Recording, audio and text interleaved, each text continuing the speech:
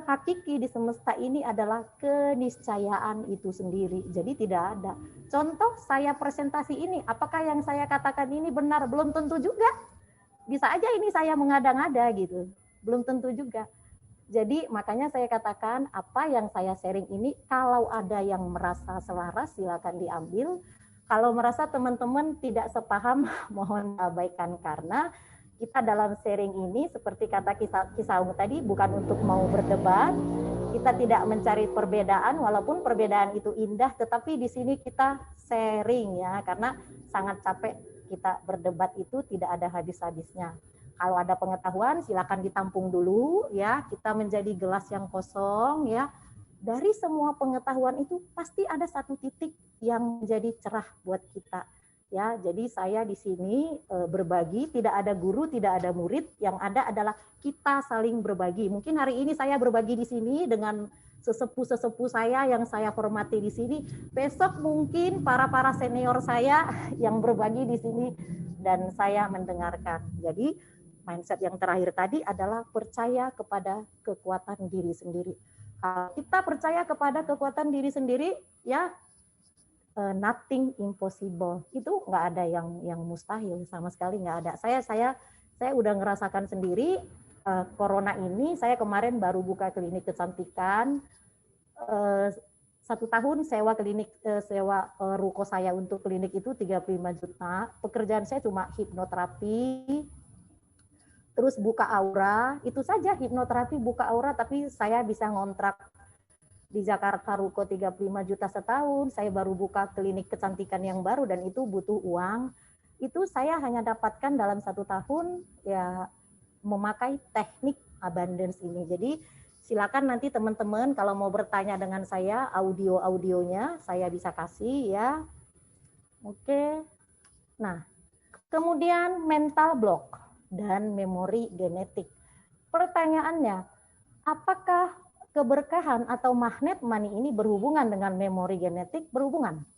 Contoh seperti ini, orang-orang yang terlahir kaya atau dibesarkan dari keluarga kaya raya, biasanya sampai cucu-cucunya itu pasti kaya. Kalaupun mereka tidak kaya, mereka pasti punya koneksi. Jadi ada subsidi silang, misal satu keluarga ini yang susah, keluarga yang lain bisa subsidi ya. Jadi magnet money ini atau keberkahan ini ada hubungannya dengan memori genetik. Nah, bagaimana dengan kita yang dibesarkan tidak di keluarga kaya raya? Bagaimana caranya supaya kita menjadi berlimpah? Ya, oleh ibu saya di Tabanan yang orang Bali ya. Saya kecil itu tidak pernah merasakan kasih sayang orang tua. Jadi saya itu nggak pernah ngerasakan keberlimpahan lah gitu. Usia saya 21 tahun, saya menikah, suami saya dulu kepala pengadilan Jakarta Pusat, itu meninggal 4 tahun. Dan sekarang saya single parent, anak saya baru lulus sarjana, ya S1.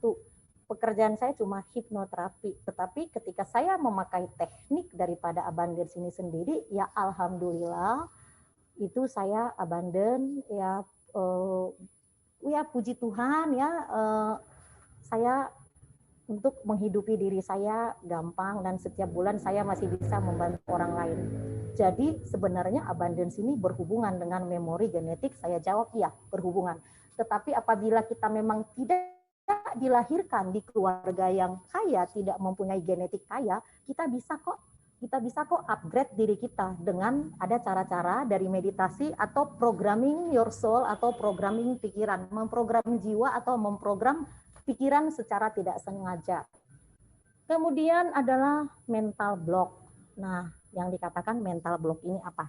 Teman-teman, kita semua sering mempunyai yang namanya mental block. Mental block ini biasanya seperti ini.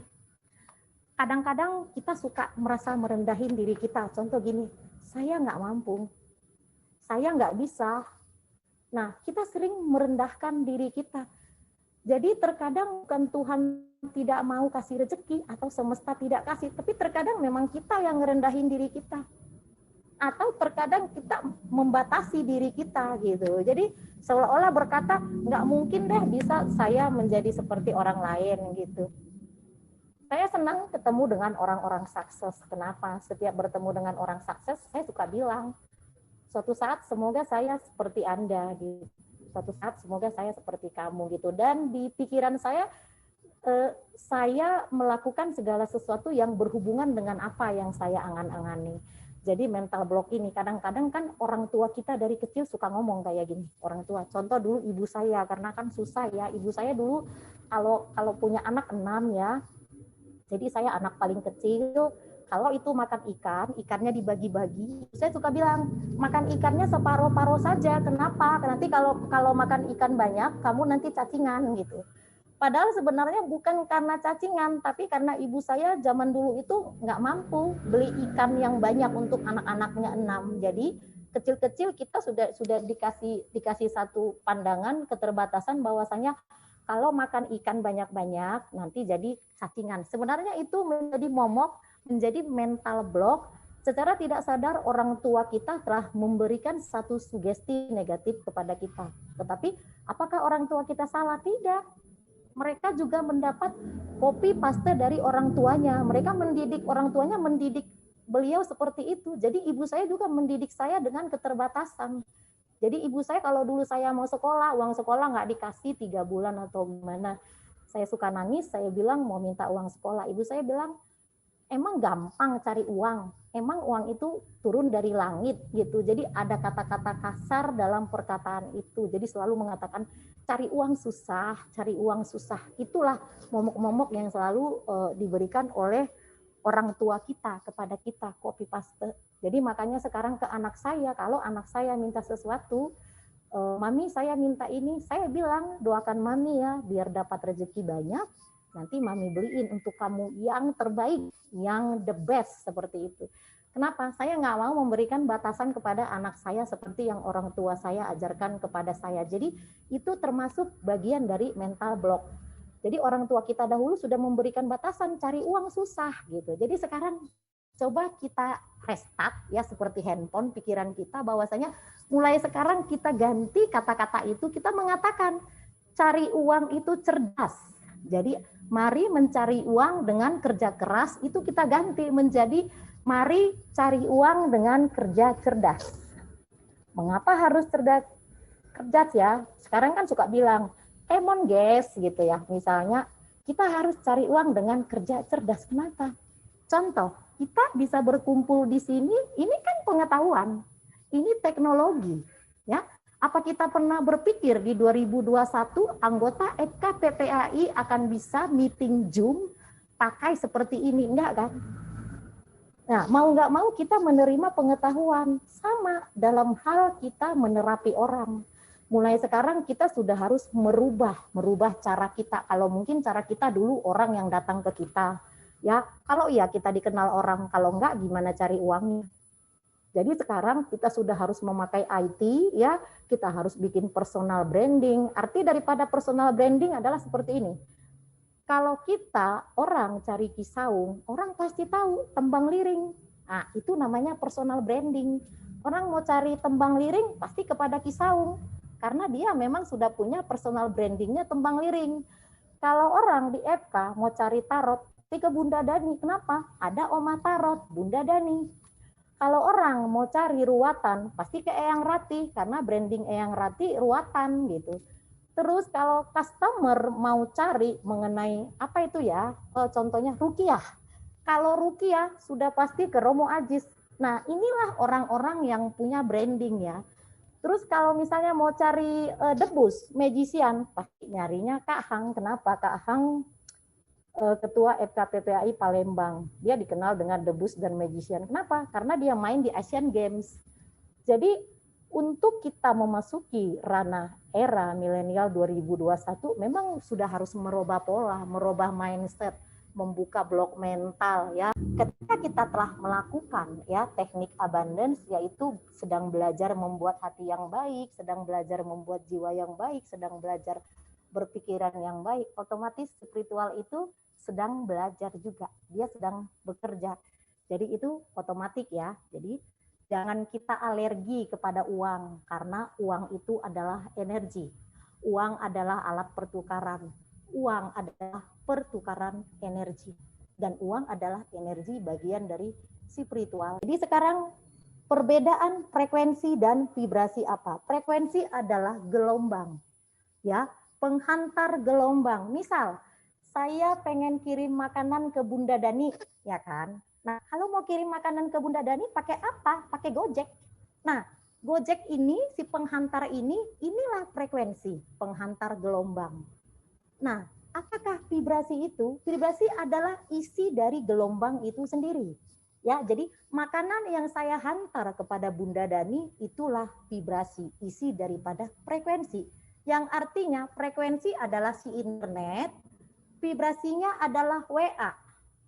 Ketika kita ngirim WA kepada seseorang nada marah-marah, itu berarti vibrasi orang ini nggak enak nih, karena WA-nya marah-marah. Jadi isi daripada frekuensi.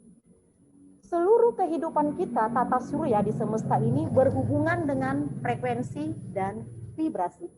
Orang-orang yang bisa mengolah frekuensi dan vibrasi memahami alam bawah sadarnya adalah orang-orang yang sangat beruntung karena dia mengerti tata cara hidup di semesta ini dengan era milenial sekarang. Ya, sebenarnya intinya di sini. Ya, intinya sebenarnya kuncinya di frekuensi dan vibrasi. Bagaimana kita mengolah frekuensi ini menjadi magnet money, bagaimana kita mengolah vibrasi ini menjadi magnet money, maka ini akan menjadi booster keberlimpahan untuk kita. Ya, nanti ada yang mau bertanya. Oke, inilah gelombang otak. Mungkin teman-teman di sini merasa ngapain sih kita belajar abundance kok masuknya ke gelombang otak? Perlu, sangat perlu. Kalau kita tahu mengenai pengertian atau education mengenai gelombang otak, jadi kita tahu sebenarnya kita hari-hari ini ngapain sih gitu. Nah, gelombang otak kita, dapur kita ada dua, ya dapur otak kita. Satu pikiran sadar, satu pikiran alam bawah sadar.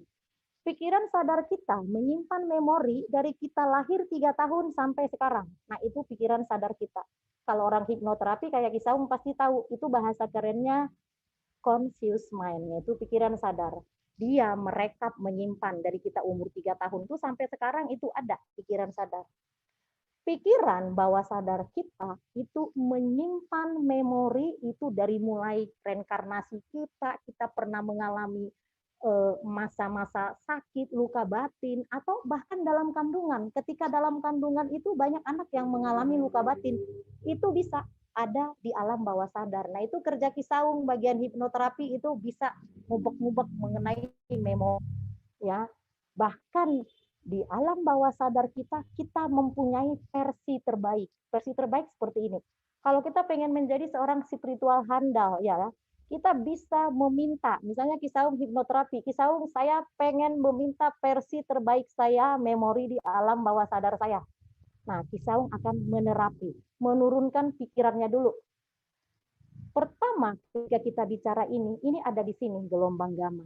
Nah, kita bicara ini sekarang di gelombang gamma, awareness. Nah, nanti Kisaung akan menurunkan gelombangnya ke bawah, ke beta, alertness. Ya, dalam gelombang beta ini kita sudah agak setengah rileks. Turun lagi ya ke alfa, ya. Maksud ini sudah agak rileks. Nah, bisa ngelihat nih, ini ya gelombangnya ini kan kalau gelombang atas tadi ini agak begini ya rumit. Ini pikiran kita stres nih, ini banyak pikiran nih di gamma nih. Kayak saya bicara sekarang, saya banyak stres nih, soalnya saya belum makan, jadi saya banyak stres ya. Nah, turun ke beta, turun ke alfa. Jadi sebenarnya ketika kita bermeditasi, ini adalah gelombangnya. Frekuensi kun itu ada di mana? Kalau secara muslim kan ada frekuensi kun. Saya juga kurang hafal. Nanti mungkin kalau ada teman boleh ajarin saya frekuensi kun. Tapi secara pengetahuan, frekuensi kun itu ada di antara alfa dan theta, 3,5 layer di sini. Kalau misalnya seorang hipnoterapi melakukan hipnosis, biasanya antara beta dan alfa, ini dua ini. Tapi kalau untuk mengetahui reinkarnasi, hipnoterapi past life regression harus di sini, theta dan delta, 3,5 layer di sini. Nah, kapan kita untuk melakukan programming kepada pikiran ya, agar kita bisa menjadi magnet money, yaitu di sini, antara alfa dan theta. Kalau kita sudah bisa menurunkan gelombang pikiran antara alfa dan theta, setelah itu kita memasukkan programming mindset ya. Misalnya, saya berkelimpahan, maka kelimpahan itu dirasakan benar-benar berkelimpahan ya, dengan hati yang baik, pikiran saya baik, hati saya baik, ya kan? Jadi kita meminta kepada sang sejatinya diri, terserah mau siapa saja sejatinya diri, terserah lokal wisdom masing-masing ya. Kenapa harus memakai meditasi untuk mencapai keberlimpahan ya? Karena kita membutuhkan sarana ini. Meditasi ini kita bisa pakai buat berbicara dengan diri kita. Kita butuh wahana. Wahananya kendaraan. Wahana itu kendaraan. Kendaraannya adalah meditasi. Menuju siapa? Terserah. Sejatinya diri bisa. Orang keren mengatakan higher self atau Tuhan dalam diri. Bisa. Orang mengatakan wisdom, kebijaksanaan tertinggi dalam diri bisa. Orang mengatakan bertemu sedulur papat bisa. Jadi memberikan sugesti kepada alam bawah sadar ini, berhati-hati, sebaiknya Anda bertanya kepada orang yang bisa memprogramnya seperti itu. Jadi meditasi ini adalah sarana, wahana yang sangat dahsyat agar kita bisa mencapai keberlimpahan. Cara-cara terapinya mungkin kita tidak bisa sampaikan di sini, ada session kedua. Nah, bagaimana cara terapi kita ketika kita di gelombang beta, terapi otak kita ya. Ini sudah bagian dari hipnosis, sudah bagian dari hipnotis itu. Nah, terima kasih untuk berbagi hari ini. Nanti ada session bertanya. Ya, kalau ada kata-kata yang salah, mohon dimaafkan. Kalau ada perbedaan pendapat di sini, silakan karena saya kurang senang adu argumen. Apa yang baik silahkan diambil, yang kurang sepaham mohon diabaikan. Terima kasih untuk hari ini, senang berbagi di sini. Semoga kita serta acara ini banyak rezeki, banyak berkah ya, saling bersaudara, saling bergandengan tangan, saling berbagi karena kita hidup di semesta ini tidak bisa sendiri ya. Kita we are connecting people. Kita berasal dari orang tua yang sama, nenek moyang yang sama walaupun kita terlahir dari rahim yang berbeda. Terima kasih untuk malam ini. Salam kebajikan ya, Om Swastiastu, Namo Buddhaya.